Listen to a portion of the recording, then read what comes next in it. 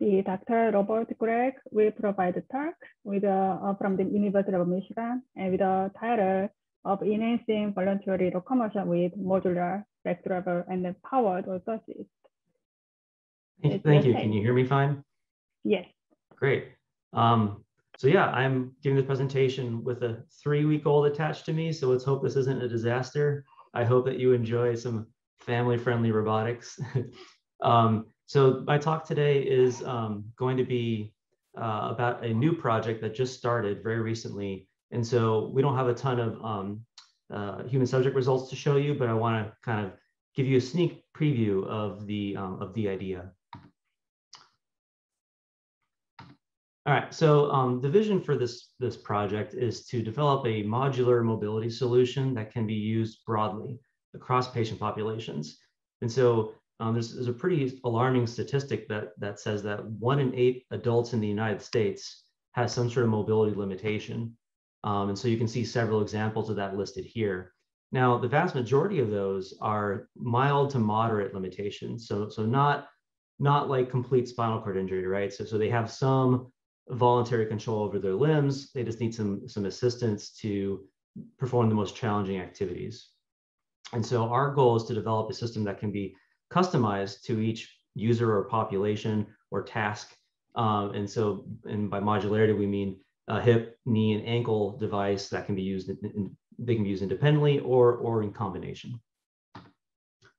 So in terms of today's interventions, the more conventional interventions are, of course, orthoses, which tend to immobilize or stabilize joints. They don't actively propel you or actively respond to disturbances, perturbations. And the same is true with braces, canes, and walkers. They cannot help people perform their activities of daily life beyond just level ground walking, essentially. And in terms of technology that's being developed, there's essentially 2 kind of camps that I see. So one is the mobile whole body exoskeletons, or maybe whole lower limb exoskeletons, like the exobionics or Rewalk, et cetera, that provide complete assistance primarily for people with paralysis, right? This has also been applied to severe stroke, but it really wasn't designed for that, for stroke. On the other end of the spectrum are these body weight support systems, which are stationary to a degree, right? They're mounted to either a ceiling or they're attached to a big cart that can't leave the lab or the clinic. And these provide partial assistance, so it's a little bit different than complete assistance. So the user is still, the human is still required to contribute to walking, but it's applied generally, right, to the center of mass, and so it's not specific to any one joint. And so what's missing, and what we're trying to provide, is a mobile and modular system that can provide partial assistance to specific joints or combinations of joints. And so you can see here several different combinations that are being displayed for this proposed system. So now let's talk a little bit more about conventional exoskeletons. So one of the big challenges with partial assistance with exoskeletons is the use of highly geared motors. And so broadly speaking, you have your actuator, which is an electric motor plus a transmission. But because we tend to optimize for weight and size, we tend to use these small electric motors that spin really fast but provide very little torque. So then you need to step up that torque with the transmission. With typically you have a very large gear ratio. But with that gear ratio, you're introducing friction and inertia. And so the consequence of that is that when the human then wants to drive the joint, so when the human wants to voluntarily move their joint to backdrive the motor, that becomes very difficult or impossible because they have to overcome the friction and inertia, the reflected inertia of the transmission. And so the joints feel rigid. They're also become energy inefficient in terms of the motor's electrical energy consumption, and all those spinning and moving parts are very noisy. So those are essentially the downsides of the conventional design paradigm for wearable robots. Now, there's ways to get around this that have already been explored. So series elastic actuators are one approach, which can provide some form of backdrivability, but you're adding mechanical complexity. You're typically adding some weight associated with the spring, and then the use of series elasticity tends to reduce the bandwidth of the actuator, so your ability to quickly servo the actuator to control desired torque or velocity or whatever. Now, an additional limitation has to do with the control. So voluntary motion is also inhibited by trajectory-based control methods. Hi there. And typically you have a prescribed joint trajectory that the actuators will follow, and essentially the exoskeleton has to perfectly get you your pacifier. You want your pacifier. Okay, great. Everyone's happy now. Typically, exoskeleton has to perfectly estimate the intent of the user in order to change that predefined trajectory, and that's a very cumbersome and difficult process. And so, no matter how good your classification is, you're never going to perfectly match the intent of the human. And so the approach that we're pursuing, and we're not the only ones working in quasi-direct drive actuators. Hao Su, one of the organizers of this workshop, has done some fantastic work in this area as well. But I want to, of course, highlight my work with my limited time, and I know Hao will share some of his. So essentially, we're using emerging high torque pancake motors, which they have this large diameter, which allows you to achieve this higher torque. And because of that, then you can use a smaller transmission ratio, which then reduces tremendously the reflected inertia, which scales with the square of the transmission ratio. And then also it ends up having fewer moving parts, so it's quiet, and you also get the benefit of regenerative braking. And also because this motor architecture is high diameter and a large gap in the middle, you can actually integrate the small transmission inside of it. And so you can have an integrated gear core, which makes it very compact. It shares a lot of the same support materials, and so that makes it lightweight and modular. So the idea is that this small actuator package and compact package can be put over different human joints. And so the second innovation that we're pursuing is in the control. And so we're pursuing an approach that is trajectory free. So we're not prescribing any reference trajectories in terms of torque or position. We're essentially we have task invariant energetic objectives. And so the idea here is that you can think about the human body and model it as a dynamical system. So it has a Lagrangian function from which you can derive the equations of motion, and you have these actuator inputs, right? And the idea is you can use those actuators to augment the dynamics that are experienced by the human user. So the idea is that, for example, it might be easier to walk if you could reduce the perceived gravity or the perceived inertia of their limbs. Okay, and so the idea is you derive a control law that uses feedback from joint angles and velocities and orientation to render a closed loop dynamical system that corresponds to a modified mechanical system. So one where you have less mass or less gravity or whatnot. Now, this is a really challenging thing to do when you have under actuation. You can't arbitrarily change your dynamics when you have under actuation. There's a lot of math involved in this, and I'm kind of just highlighting in a very high level. But the details can be found in the papers by Dr. Liv, who's now a professor at Clemson, and Dr. Lin, who just recently graduated from Michigan. So yeah, essentially in summary, we're doing gravity and inertial compensation or some form of that. All right, and so in terms of the design of we're essentially using those two concepts. So the compact backdrivable actuation and the trajectory-free control in the design of our modular joint orthoses. And this is a project that is joint work with Professor Elliot Rouse, who's also at Michigan. We share an awesome lab here, and also several co-advised students and staff.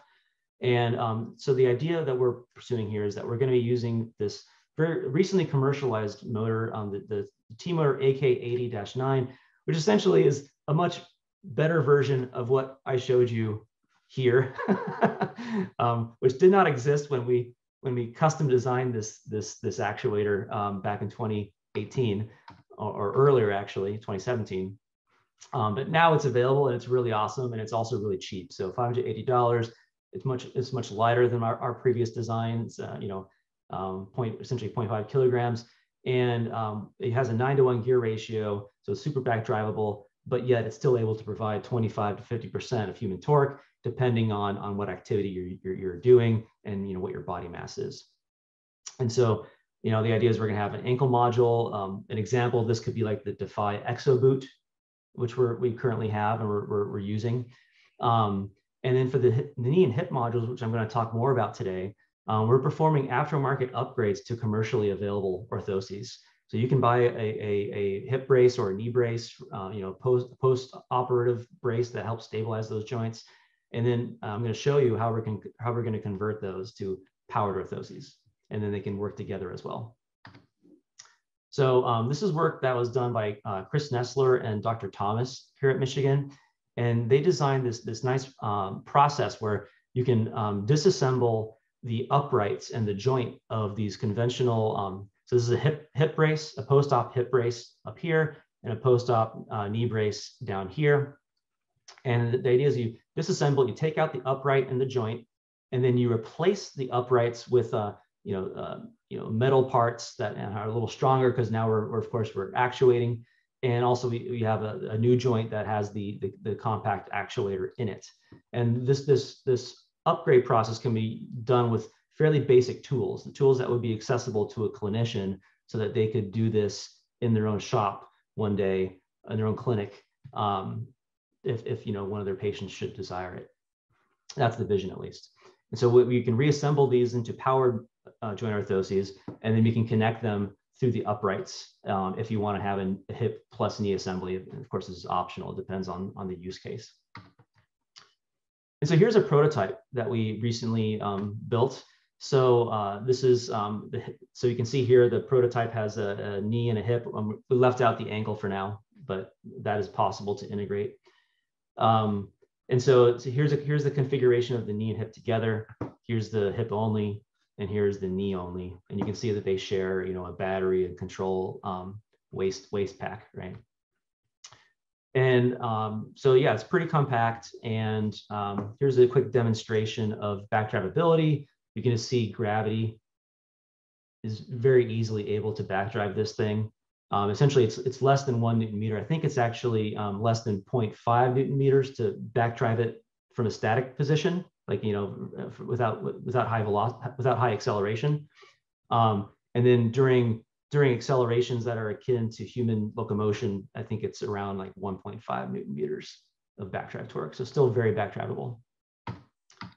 And this is a pilot experiment with one able-bodied human subject doing a lifting and lowering task, particularly a squat lift, which is lifting with the knees rather than the back. This tends to fatigue people very quickly. It fatigues the quadriceps, the distal leg muscles quickly, which becomes problematic because then people in the workplace and like assembly lines or warehouses, they tend to, once they fatigue those muscles, they tend to transition to a stoop lift, which is using the back and the hips in the back, and that tends to be more risky for injuries. And so we're going to try to augment that to prevent this fatigue. That's the long-term goal. So here you can see, we did a comparison with bear mode. I think he's lifting 15% of his body mass.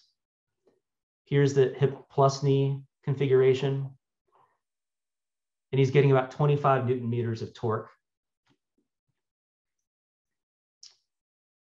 Here's the hip only.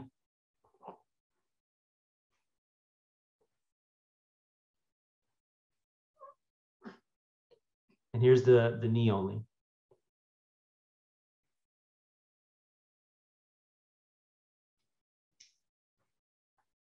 All right.